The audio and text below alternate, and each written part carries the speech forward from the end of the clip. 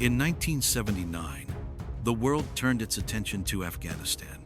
The year before, Nur Muhammad Taraki took power and established a communist regime, which was welcomed in Moscow. But the regime soon became brutal mass executions, disappearances without trial, repression that sparked the anger of the people.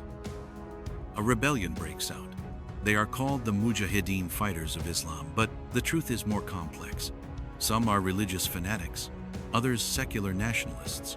The one thing that unites them is the desire to overthrow Taraki's regime. In April 1979, Taraki is overthrown, and his successor, Hafizullah Amin, tries to calm the situation. On the surface, he offers reconciliation, but behind the scenes, he carries out a bloody purge. He is so unpopular that the Soviets begin to suspect he is an American agent planted to destroy the communist regime from within.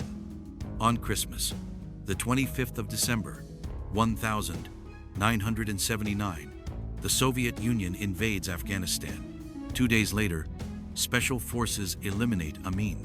The plan: a quick intervention to stabilize the regime. The result: a war that will last 10 years. The US is caught off guard. The CIA had been focused on Latin America until then. They had only sent humanitarian aid to the Mujahideen, $500,000 in medicine. The Soviets are paranoid about an American conspiracy, but soon it will become a reality.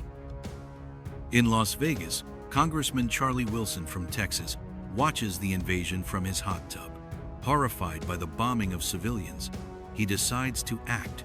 This is how Operation Cyclone begins, a secret program to arm the Mujahideen. Due to geopolitics, the US must use Pakistan as a channel, but this comes with a price. Pakistan gains complete control over the distribution of aid. Their intelligence service, the ISI, now manages millions of dollars in American weapons and money. And, as you might guess, they favor the most radical Islamist factions. In refugee camps along the Pakistani border, extremists from Saudi Arabia and other Muslim countries recruit and indoctrinate thousands of young men. Among them is a wealthy Saudi Osama bin Laden.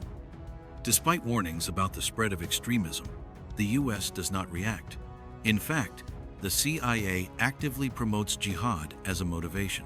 In Brooklyn, Egyptian double agent Ali Mohammed recruits young Americans to fight in Afghanistan. Later, he will train bin Laden and Ayman al-Zawahiri, the future leader of al-Qaeda. The war rages on. The British and Chinese join in, and MI6 directly arms the moderate leader Ahmed Shah Massoud. But even Massoud is forced to cooperate with the fundamentalists, because they are the only ones with fighters. America and Pakistan may have a common enemy, but they have completely different goals. The US has no plan for Afghanistan after the war. Pakistan, on the other hand, wants a loyal buffer zone turned against the US. Radical groups grow stronger. The CIA continues to turn a blind eye. In 1985, Ronald Reagan announces the Reagan Doctrine, openly supporting anti-communist rebels worldwide. There is no need for secrecy anymore. Weapons and money flow in massive amounts. Soviet Hind helicopters had been the nightmare of the Mujahideen until then. Everything changes when the US delivers Stinger missiles. Soviet planes begin to fall, and the Mujahideen's offensive gains momentum. But then, the first signs of concern appear. Fear grows that these missiles will fall into the wrong hands. The CIA asks the question for the first time: have we gone too far? Finally, in 1989, the Soviets withdraw. 14,000 dead, 50,000 wounded. America celebrates a victory. But instead of participating in reconstruction, the US turns its back.